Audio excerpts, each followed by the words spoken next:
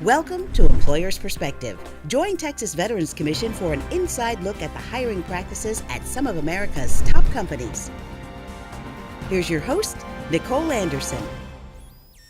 Thank you for joining us today.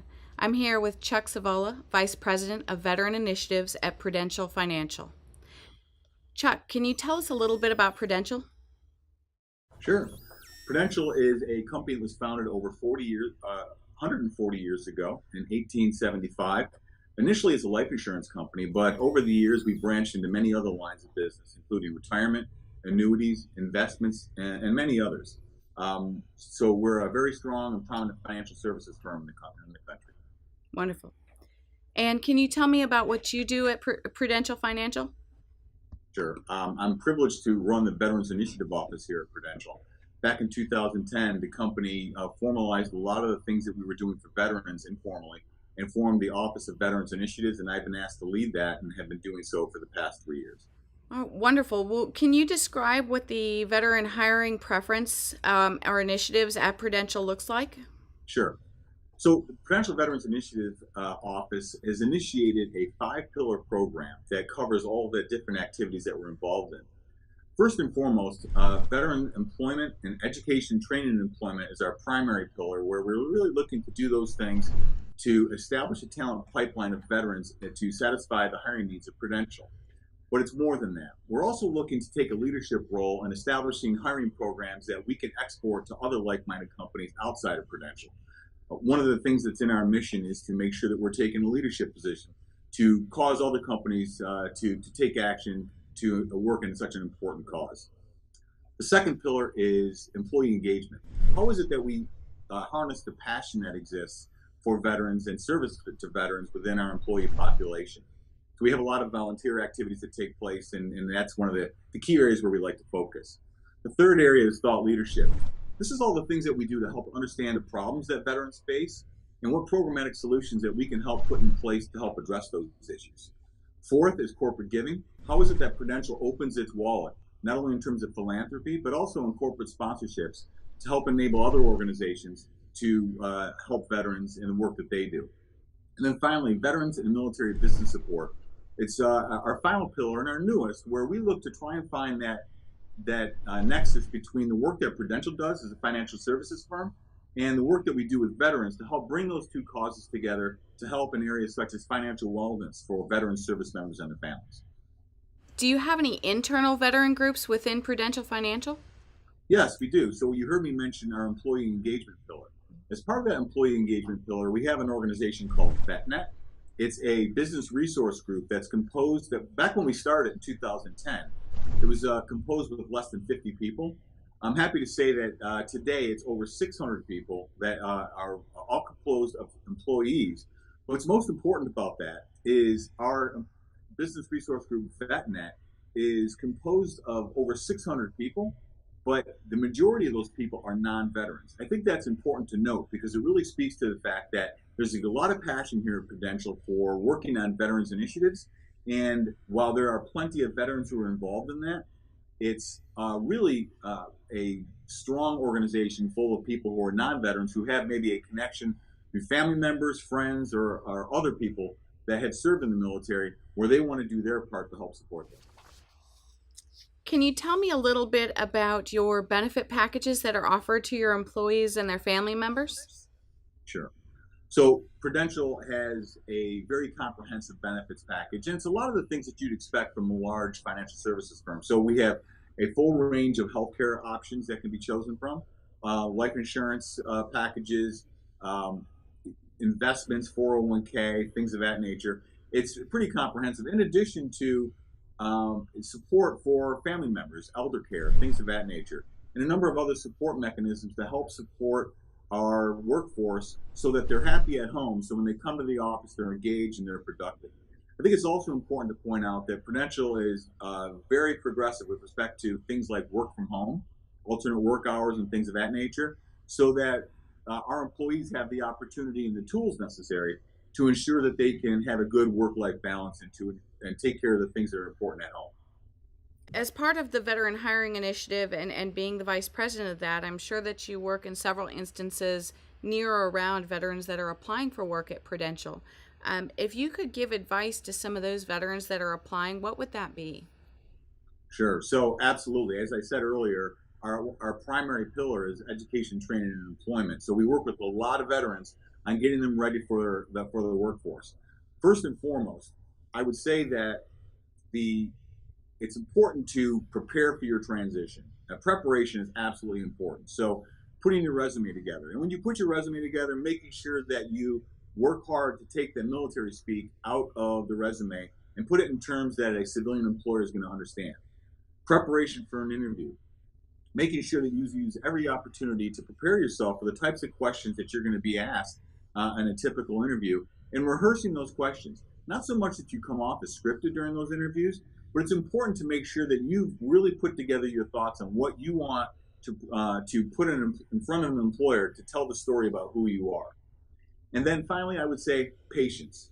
Make sure that you understand that you're not going to know everything from day one when you come on with an employer, and be comfortable with the fact that asking questions is a normal part of the transition process. Ask questions, learn from the answers to those questions. Try not to make mistakes, but don't be afraid of making mistakes. You're not expected to know everything about the company that you're going to work with from day one. So when you make a mistake, learn from it. Ask questions about the things that you're going to be doing, and do everything you can to learn about that. And then finally, when I talk about patience, understand that you're not going to be the CEO the first day. You've had a lot of responsibility in the military, and understand that corporate America, and Prudential included, doesn't gauge responsibility in the same way we did in the military. So in the military, we gauge our responsibility by the number of people that report to us. That's certainly a measure in corporate America, but there's a lot of other measures in terms of the types of responsibility for bottom line activities, the type of budget that you drive, the responsibilities and the goals that you have to achieve. So be open to a different way of measuring responsibility, and be patient and recognize that the company needs to season you before they give you the reins to run the entire corporation. What type of soft skills is Prudential looking for? So I know you've got your job descriptions and things, but sometimes soft skills tie into the corporate culture and what you're really looking for in an individual to be a part of your team.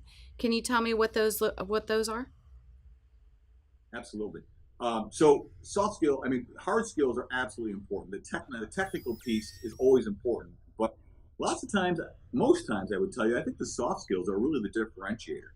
Prudential is an environment where collaboration is absolutely important, and teamwork. We're all coming from the military, we know where teamwork is absolutely the way that things get done. That's absolutely true for Prudential also. How you get things done in an organization and how you work with people is absolutely key. So your interpersonal skills, how you deal with people, how you engage with them, how you can influence their behavior without having formal responsibilities for them. So direct reporting relationships are not always the case. You need to be comfortable with a matrix type relationship. And then working in teams. If you can't collaborate, not only at Prudential, but I dare say in corporate America in general, if you are somebody who can only work on your own and don't work well with people, you're not going to be successful. So you need to make sure that you find a way to work with people in a way that is going to be conducive to a team environment. And finally, I would say this. At Prudential, it's absolutely important that you get results, but how you get the results is also important. If you leave a trail of discontent and heartbreak along the way, you're going to find that that's not going to be something that's going to be acceptable in a Prudential culture, because collaboration and teamwork is paramount. Wonderful. Thank you. We also received some questions from our TVC Facebook page, and one particular question came from Wendy, who asked, as a stay-at-home mom and substitute teacher for 8 years, how does she re-enter the workforce? So, Wendy, great question, and I'll tell you this. Prudential is as committed as we are to veterans. We're committed to their families too, in particular military spouses. And we have a number of programs that we're putting in place in El Paso that cater specifically to military spouses. And I would tell Wendy that, first off, start working on the job board, start looking at the Prudential website for the types of opportunities that we have there. But also understand that Prudential and companies like it have training programs to help take advantage of the skills that you bring to the table. So I wouldn't be at all concerned that you've been out of the workforce for 8 years. bring your ability to learn, bring those soft skills that we talked about, and recognize that Prudential has programs where not only do we bring people into our El Paso office, and frankly our other offices across the country, and train them, but we also know that military spouses move every 2 to 3 years when their spouse moves on to their next assignment when they do a PCS. Prudential has a program where we allow our military spouses to take their training, take their job, and move to their next location and keep their job and work remotely, utilizing our world-class telecommunication network that enables remote work. So Prudential has a lot of rich opportunities, and we're thinking specifically about you, Wendy, when we put them in place. We also received a question from Catherine, who wanted to know how to avoid the employer black hole. So, applying for a position and never receiving a response, or interviewing for a position with a company when there's not actually a position open at that point. Can you talk to us a little bit about that?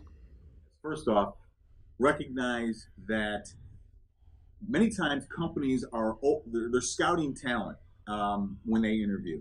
They may not have a particular position available at that very moment. Don't look at that as a negative. Think about the fact that when a company is spending the time to go to a recruiting fair or to interview from their own job, their own efforts through the internet or otherwise, they're looking for talent, whether it's a position that they have today or if it's a position that they might have tomorrow. So don't shy away from those opportunities, because there are a lot of positions that get filled from interviews that were done in the past. So I would caution you to not be put off by that. In terms of the black hole, stay in touch with the recruiter, your point of contact.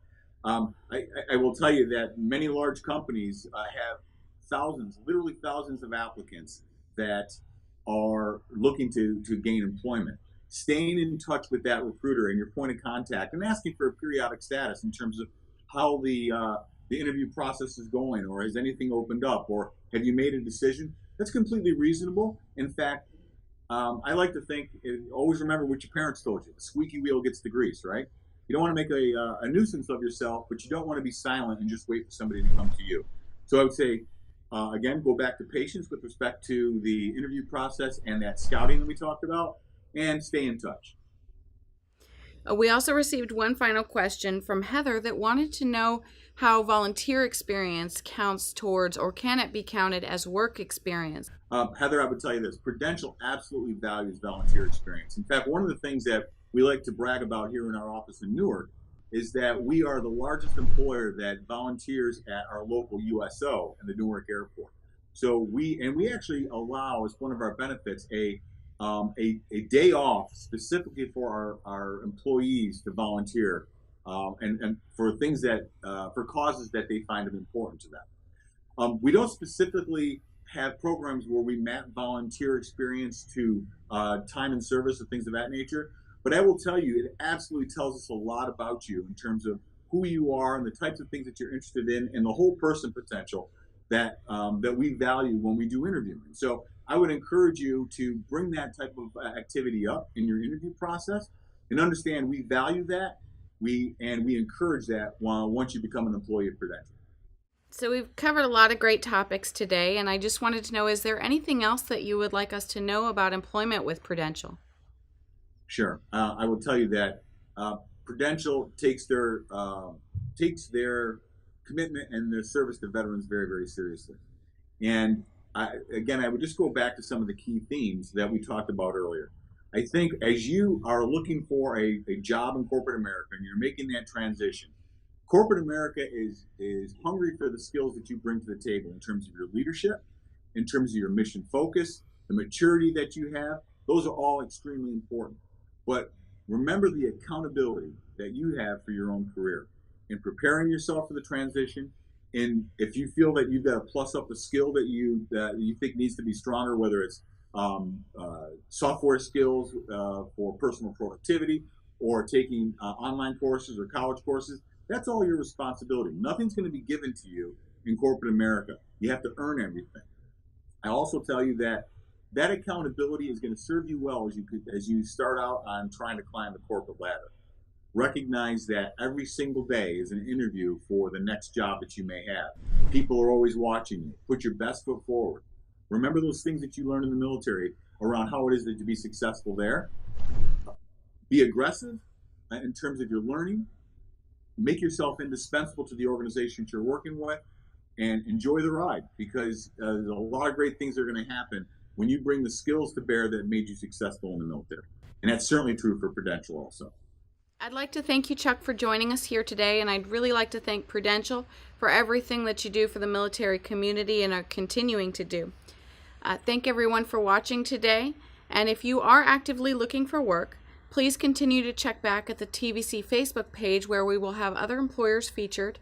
And if you're, again, looking for work, go to the nearest workforce center or visit us at www.tvc.texas.gov to look for employment locations near you.